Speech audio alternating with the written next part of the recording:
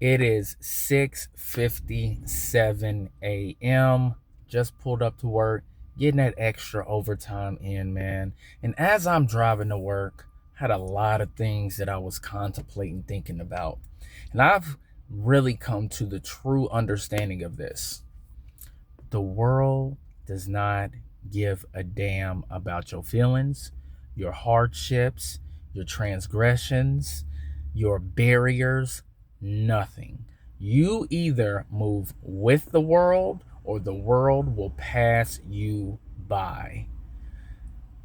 Once you understand this reality, you will stop feeling sorry for yourself because nobody cares. You will start applying yourself because if you do not, you will get left behind. This is why I don't feel bad for a lot of people who are struggling because of their self inflicted wounds.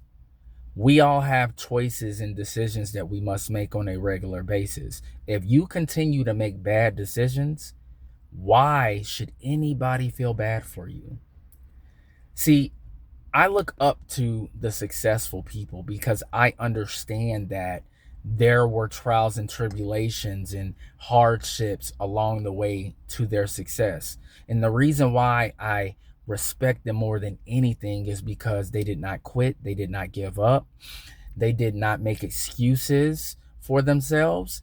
Anytime they got kicked down, they got their ass back up. They didn't stay on the ground. They didn't wait for people to give them a handout or any of those things. This is why. So, once you understand that the world don't give a fuck about your feelings, everything will fall into place. You will have a different perspective on life.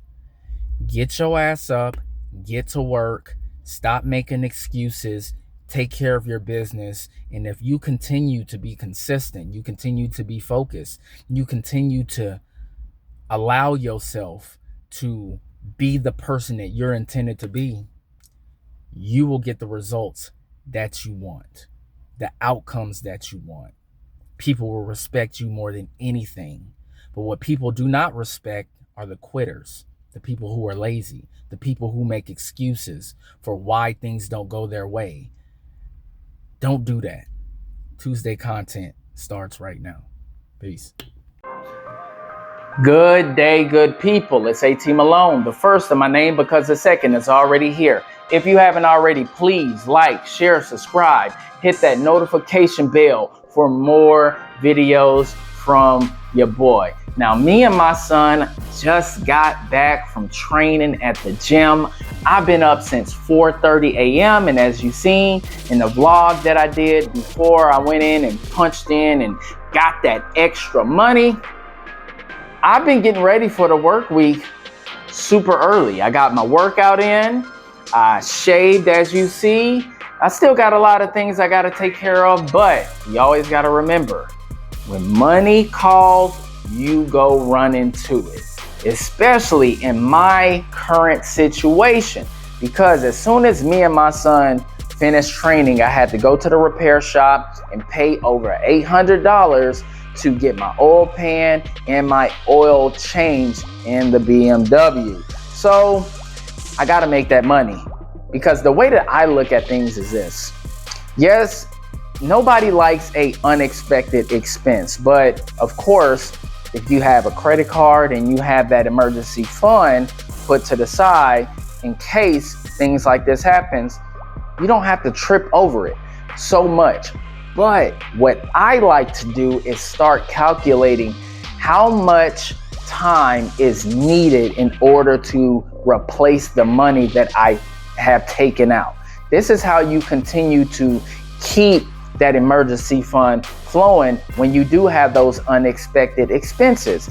And also, if you have the opportunity to make extra money, you're literally going to be able to pay yourself back sooner. So stop being lazy, get off your ass. If there's opportunities for you to work some overtime, take it. If you are not a millionaire and if you're not retired, you have no reason, no excuse to continue to earn, to continue to make more money. If you do not have that financial freedom that we all want to eventually get, then guess what? you got to continue to work. You got to continue to invest your money. You have to continue to make smart business decisions when it comes to dealing with your finances. You just got to do it, man. There's so many people out here that, let's just say now, the new wave is this. You get on social media and you have these people crying, talking about how, oh, I lost my job. I can't find a job. And I'm gonna have to create content and hopefully people will donate to me. That's some bullshit. Jobs are plentiful, especially now that people are getting deported, all right? Let's just be real. Let's be blunt about the whole situation. There are plenty of jobs. It might not be the job that you actually want, but the United States is hiring. There's no reason for anybody that is a able-bodied person that doesn't have a criminal record, you can't get a job here. There's jobs everywhere. And if you cannot find a job in your city or in your state, move, okay? Move. You might have to do that. It is what it is, all right? But what we're not going to do is we're not going to normalize people being lazy, people making excuses when there are plenty of opportunities in the United States of America for you to go out there and go work, go earn, go take care of yourself, take care of your family, all right? We're not going to be lazy. We're not going to normalize laziness. And at the same time, if you are a content creator, don't look at the money aspect first. Look at finding your tribe, like-minded people who are going in the same direction that you're going in. And if you do that, eventually people will start following you. People will start subscribing to you. People will start supporting you. I mean, shoot, I got 93 subscribers right now, and I'm not stopping. I'm still looking for my tribe. I want people to come and find me, but I'm still gonna be in everybody's face. That's why I drop content every single day, all right? So, nice little monologue right there, and you know why we're here. It's Tuesday's content, and we are on the richest man in Babylon. We're still on chapter 10. It's a long-ass chapter. It's a lot of content. It's a lot of life lessons within this chapter, and this is part 6, and it's titled The Luckiest Man in Babylon. So, just a quick recap. Sharru tells Hadan that his grandfather Arad was a slave. Hadan gets defensive because he has a certain image of his grandfather. He was a leading citizen in Damascus. He was a successful business owner and he helped people. But the truth is the truth. All right, Sharru was there. He had conversations and interactions with his grandfather. So, hey, the truth might hurt sometime. You might not want to believe it, but the truth ain't going nowhere. So Sharru continues his story about Arad saving enough money to buy his freedom back, but he was scared to leave the support of his master. So Sharru tells him to no longer cling to his master. Get the feeling of being a free man again, act like a free man, and succeed like one. Decide what you want to accomplish and work until you achieve it. Arad thanked him for calling him out on his cowardice and left. So, you know what we need to do? We need to make constructive criticism great again. I think people are so soft. They are so in their feelings and they're not in their logical point of their mind that when people tell you things, they don't sit back and assess it and say, dang, this person might be seeing something that I'm not, especially if there's somebody that loves and cares about you. Me, I'm all for constructive criticism. I love when people tell me about myself because I tell people about themselves all the time. So it's one of those things where like I can dish it out, but I can also take it. Some people like to dish it out and they cannot take it. And what they don't understand is if it's somebody that's giving you constructive criticism, it's to make you better. It's not to hurt your feelings. It's not to make you feel a sort of type of way. No, it's literally to help you. Things that can benefit you to make you the best version of yourself. All right. So one day, Sharru went outside the gates to sell honey cakes and he sees a great crowd gathered. he asked the man for an explanation, and apparently a slave escaped and murdered one of the king's guards. He's been brought to justice and has been sentenced to death. Even the king showed up. So Sharru climbed up the unfinished wall to see the king Nebuchadnezzar mingling with the nobles. After the slave was dead, his body was hung upon a pole by a rope. Guess who it was? It was Pirate. Now, as you know, Pirate was the hothead out of the group of slaves. I'm talking about Sharru, Zabado, Megado, and of course, Pirate. Pirate was the guy that was the rebel. He was the one that says, hey, if they try to whoop me, I'll kill them. And he was, the type of guy that is a 100% crash out. And I'm going to tell you guys this. Sooner or later, you might run into guys that's like Pirate. The guys that get pissed off over the smallest thing. Like back in the day, if somebody, stepped on your shoes when you was at the club, even though that the club is crowded and you know what type of environment it is, people would start fights over that. I don't know if you guys remember a few months ago in Chicago, this guy was talking to this woman at a gas station. He did not know that she was even with somebody.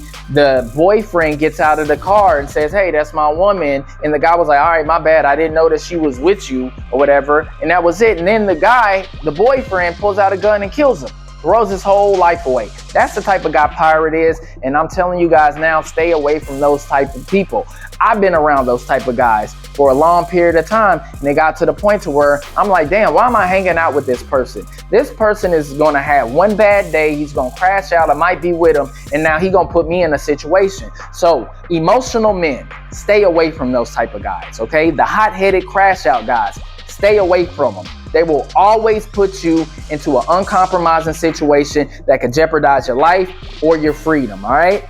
So Sharru meets Arad again, and he was a changed man. He was enthusiastic, and he was also a free man. His sales were up, he has his family back, and his wife wants them to move to a new city so no one knows him for being a slave. See, this is why Hadan is so surprised about his grandfather not being known as a slave, because he picked up and he moved somewhere else. And sometimes you do need that fresh start, guys. Maybe you made a lot of mistakes in, one city, one state, some environment, and maybe you burnt so many damn bridges that nobody is going to help you out. Sometimes you might have to just move to get a fresh start, to start over, to change your image, and to make sure that you don't stay in the same place in your life. So Sharru was overjoyed, and one evening Swasti came to him distressed. Their master was in trouble due to losing a lot of money gambling and hasn't paid for grain or honey. Now the lenders are threatening him. Sharru was like, why should we worry about that? We're not his keepers. But Swasti tells him that the lenders have the title to them and could sell them at any time under law. So back in the day, if you owed somebody and you had slaves and you're not paying back the people that lent you money, guess what? Those slaves become the lenders. All right. So this is also the downside of being tied to a irresponsible leader. As men, we are leaders. Do not listen to what these woke left people are telling you about us men.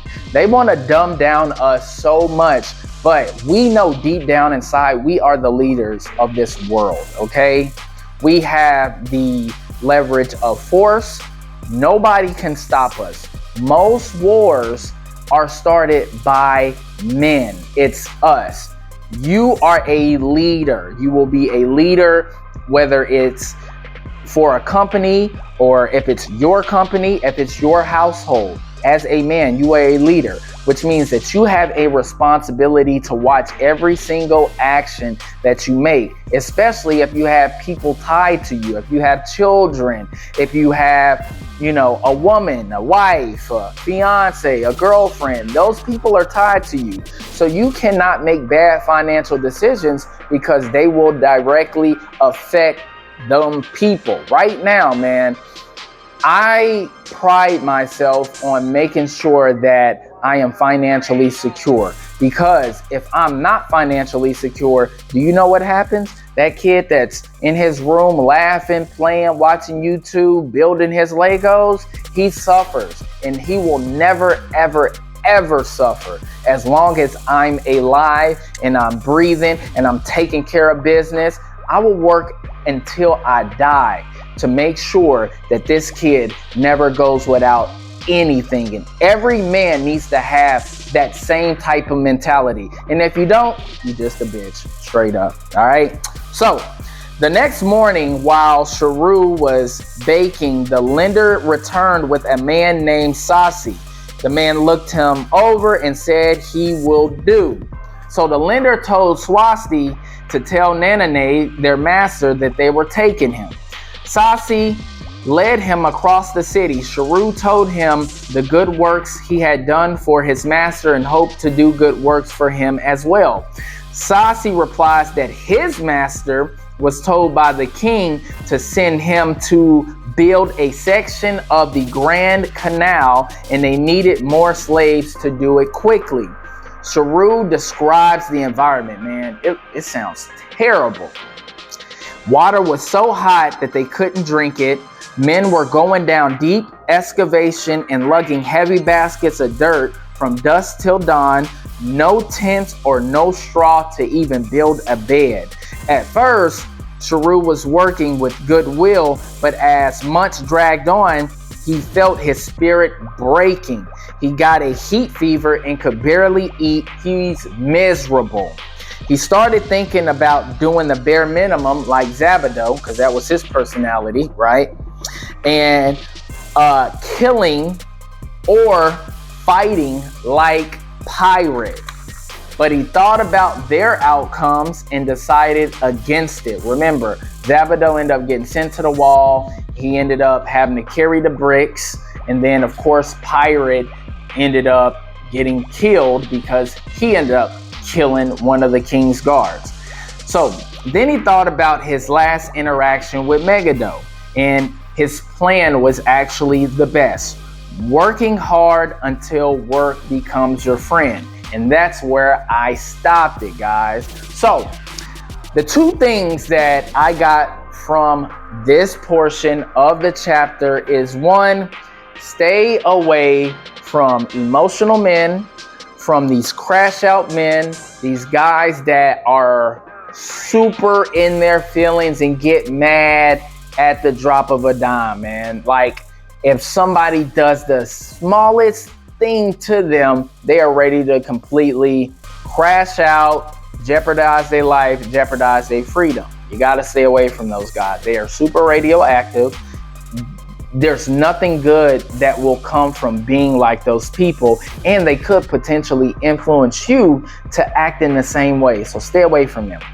Two, you have to monitor your actions, because just like Sharru's master, he created this gambling problem and he started owing people money, and then Sharru ends up being affected by it even though he had nothing to do with it. Think about it. Sharru was on his way to freedom. He started making money selling those honey cakes, and just because one person makes a bad decision, that affected him. So we have to be mindful, guys, of the things that we do on a regular basis.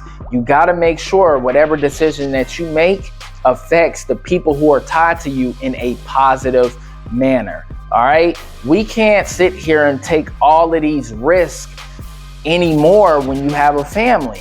I'm not saying don't take any risks, because eventually we all got to take risks, but we can't take those risks as if we are single people with no responsibilities. Once you decide to take anybody under your covering, you are responsible for them. So you have to monitor that. All right.